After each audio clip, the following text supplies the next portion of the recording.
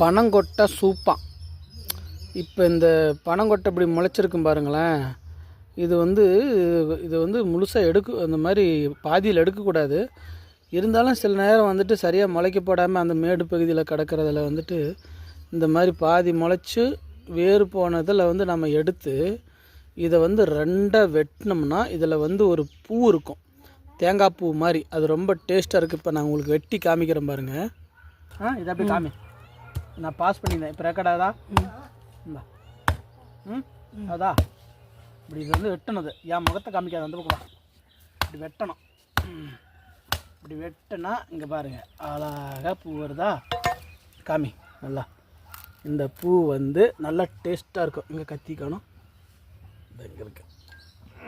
இது வந்துட்டு தேங்காய் பூ மாதிரி, தேங்காய் குருத்து வந்து அதுலேருந்து எடுக்கிறோம் இல்லையா, அந்த மாதிரி.